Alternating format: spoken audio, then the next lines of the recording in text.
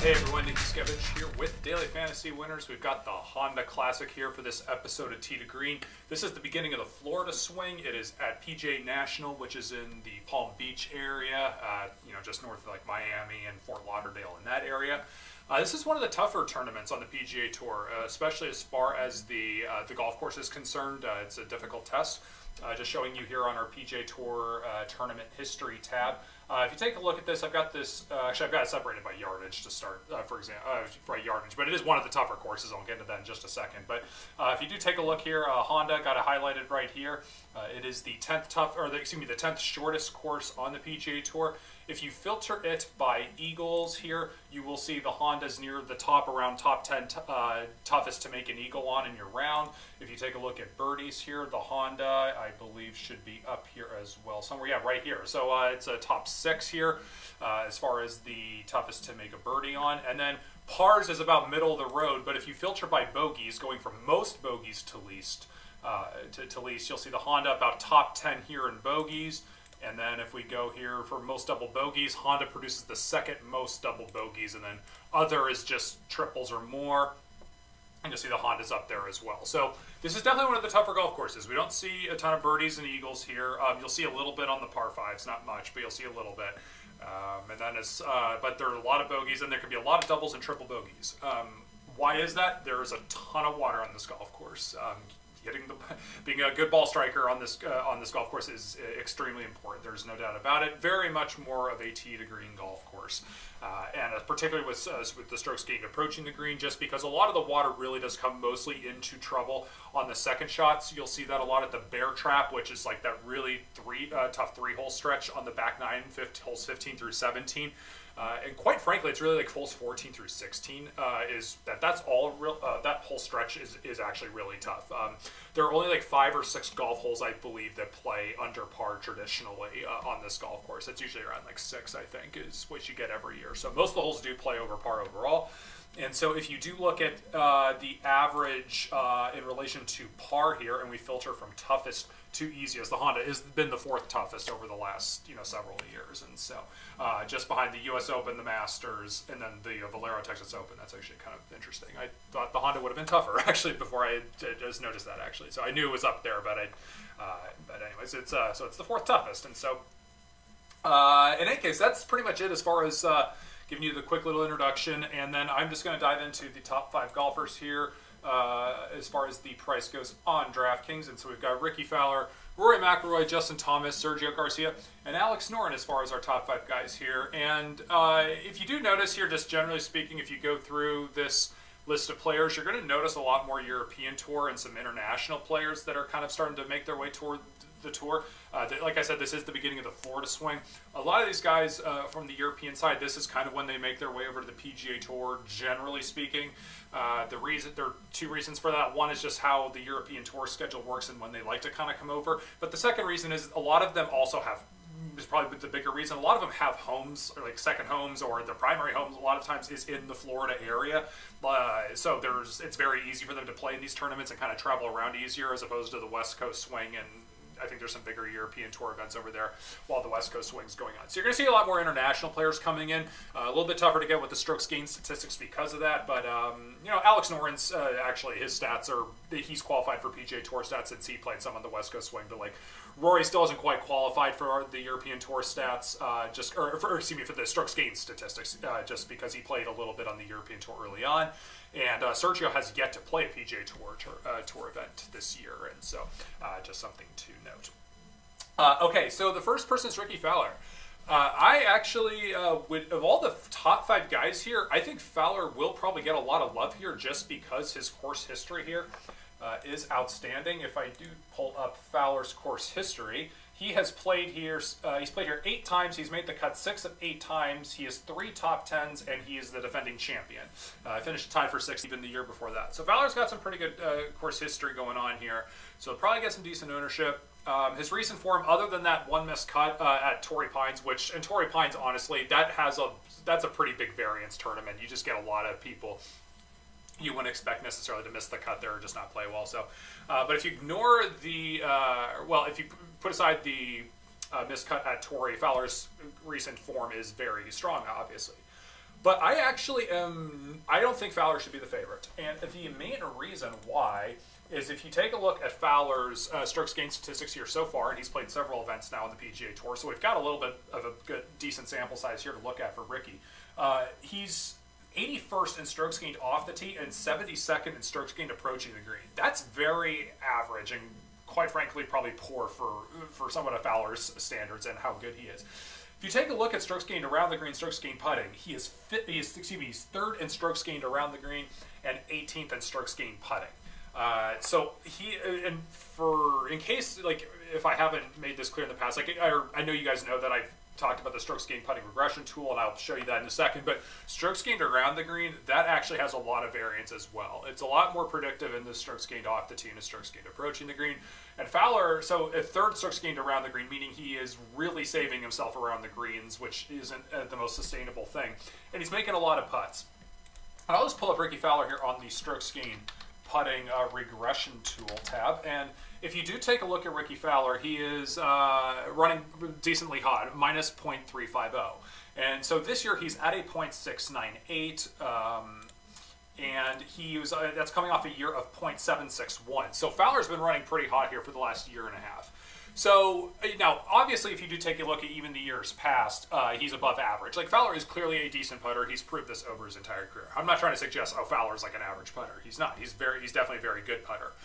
My only thing here with Rickie is just because of how well he has been putting here for the last year and a half, I don't know if that's going to be a completely sustainable thing. And I'm going to kind of preach that it's just not something that'll hold up, that somebody could be that good, that consistently. It's very, very rare. And so, so that's why we have the regression here at a minus 0.350 and not like a minus 0.9 or something like that. Like, there's a reason why we only have him at a minus 0.350. And so, so because the strokes gained putting regression, he should be regressing there a little bit, and because the tee to green game is not exactly the sharpest right now for Rickie, and that this is a ball strikers golf course here at the Honda, I actually think it's a nice spot if you're only going to make one or two lineups, is just to go to a different direction and not play Rickie Fowler. If you're making a bunch of GPPs, of course, include Rickie by all means, but other than that, I'd probably actually look in another direction here, and I do think Fowler will get some decent ownership just because there isn't one person here, like, at the top. Like, of all five of these guys, like, yeah, there are good things going for each person, but there are also, like, a couple negative things, actually, about every single person that someone could kind of, like, try and nitpick or pick out. And so I think a lot of people will like Fowler, the course history. You know, he's from the area in Florida, and they'll kind of gravitate toward him. But I actually just don't think the game's quite up to what Rickie should be doing the tee to green department. So look a different direction. Moving on to Rory Mcilroy. He still hasn't qualified for the strokes gained statistics, which he should be getting there soon. I didn't look at the exact numbers, but he should be getting there soon. He's only played, I think, 5 qualified rounds because even though he's played 2 tournaments, they only count the Pebble Beach for the Pebble Beach golf course, not the tournament. The Pebble Beach golf course for the strokes gained statistics. Like I said, the multiple course thing in previous weeks. So I think he only has like 5 measured rounds because he ended up missing the cut and didn't get to play there Sunday. So he hasn't quite qualified there, but still, you can take a look at Rory's statistics, and I'll just show you here on PGAtour.com here. If you do take a look at Fowler's statistics here, he, in his 5 measured rounds, he's very good off the tee and approaching the green. He's actually been decent even around the green. And the strokes gained putting is slightly negative. That would probably be in the low 100s if he actually, if all the players qualified on the PGA Tour, like, yeah, he'd be a little below average, even like the low 100s. That's where that would rank. And obviously, you can see the tee to green's very good. The strokes gained total's very good. So Rory Mcilroy in the early part of these short measured rounds, the statistics show very well for Rory. And the strokes gained putting would probably be worse if they showed the 2 rounds that Rory played that weren't at Pebble Beach and Spyglass Hill and Monterey Peninsula a couple of weeks ago. The strokes gained putting would probably be worse, and the tee to green stuff would still be good if you look at some of the other basic statistics. And so I really do like Rory this week.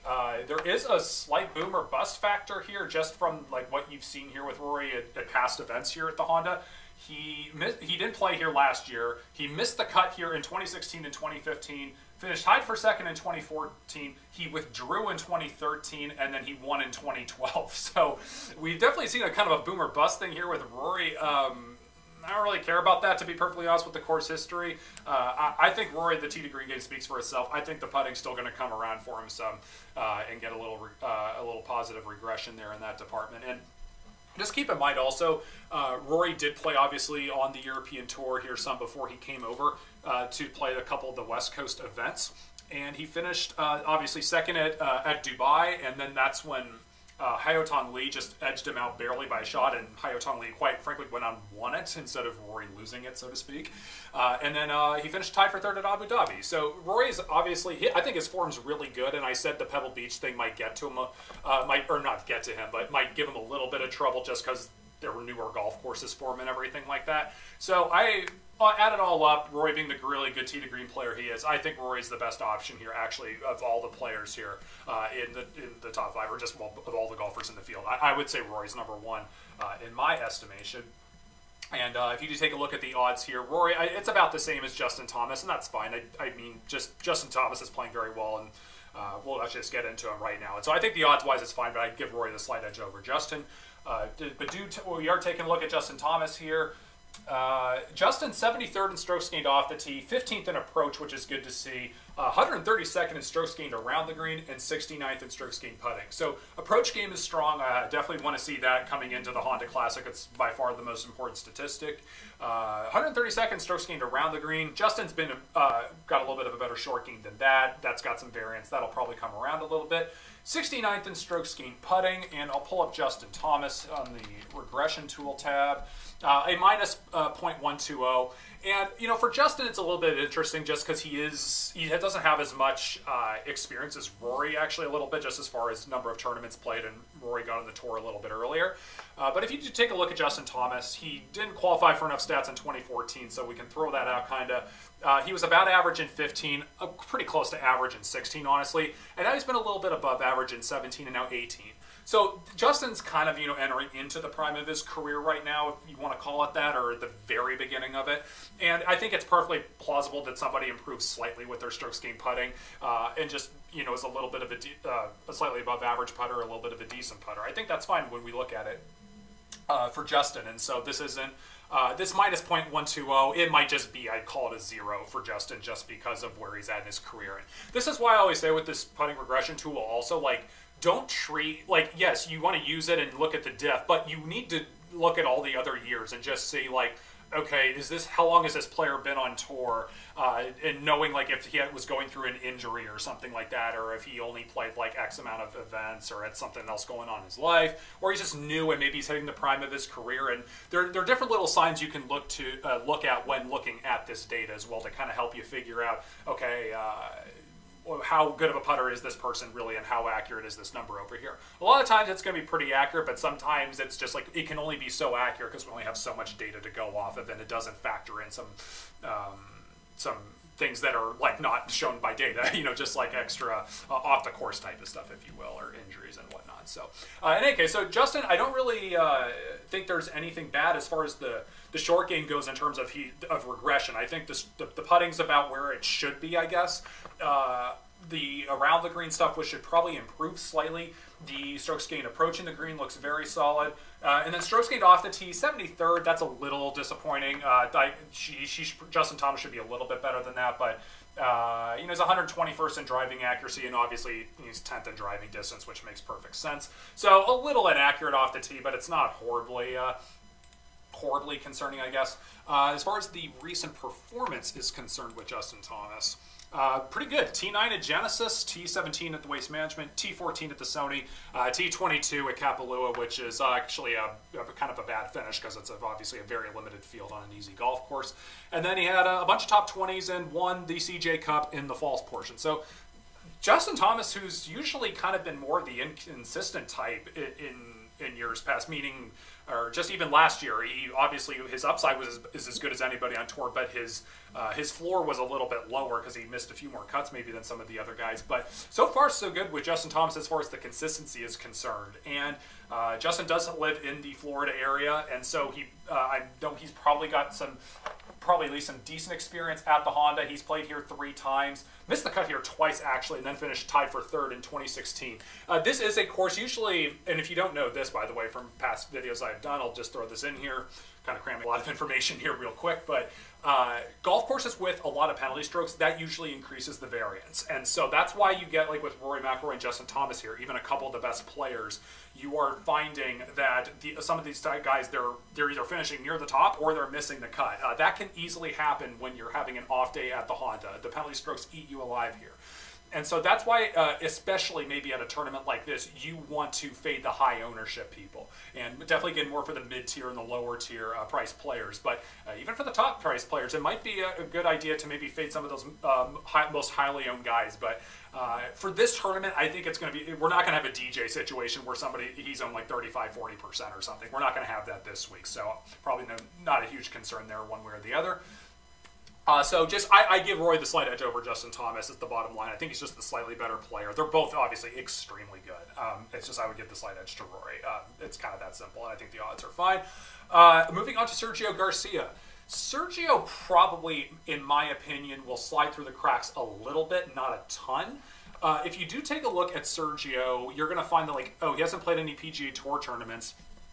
And if you look on DraftKings even, yeah, he's played all Euro, and he played fine in the fall season. He actually won at the Valderrama Masters back in October, and he's got a bunch of top 10s, top 20s, and everything like that. But he actually won the Singapore Open, I think it was just 2 weeks ago. That doesn't show up in the DraftKings log because I think the Singapore Open's not part of the European Tour. I think it's just an international. Then on the Asian Tour, I think it would be then.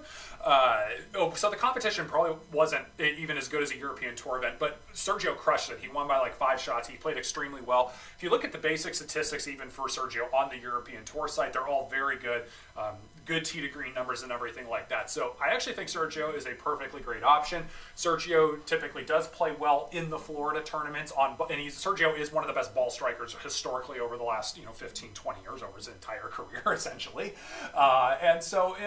His history here is great. He's made the cut here all 7 times he's played here. T14, second, T31st, T8. The last 4 times he's played here, he had a few years off here, and then he played in 08 through 2010, where still made the cut. Not quite as good at finishes, but so for for Sergio, I think he's a great option. I think a Rory Sergio pairing kind of on DraftKings to get you started with your lineups, and then kind of go with some 7K guys would be a perfectly great option. That would be my choice probably if I were going to do it. And then as far as Alex Noren goes here at the last guy here in the 10K range. He's probably slightly expensive for my liking on here. If you do take a look at Alex Noren on the PGA stats, he's 51st off the tee, 9th in approach, which is great, and he's 145th around the green. So that kind of lines up well. He is 28th in strokes gained putting, and if you pull up the regression tool, and this is one where you gotta do a little bit of a forecasting here on your own. And Alex Noren, we have him at a minus 0.490.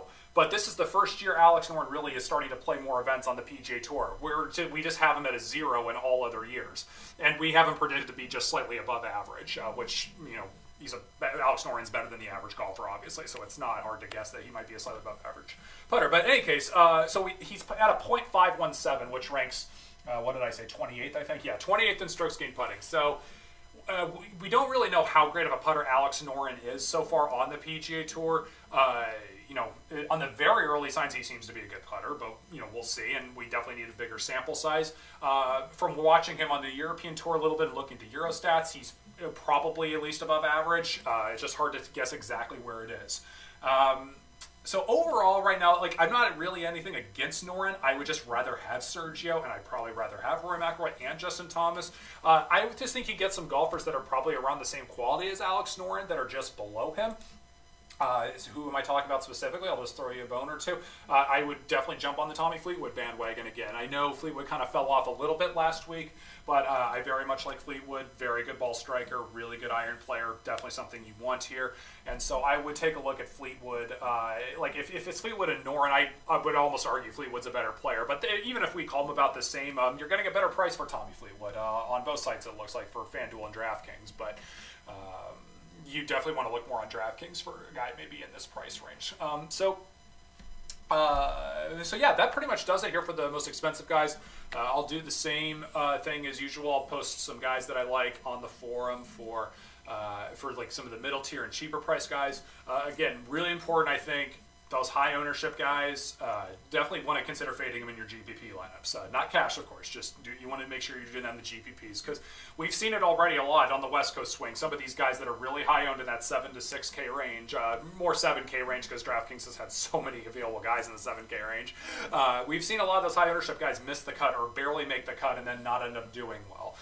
Like Thomas Peters is a perfect example for that. I was really shocked to see how poorly he did, but that's the thing on here. Like, even though as much as the guys certainly look like locks that are in the 7K range, it's definitely going to be advantageous in the long run to fade them in your GPPs.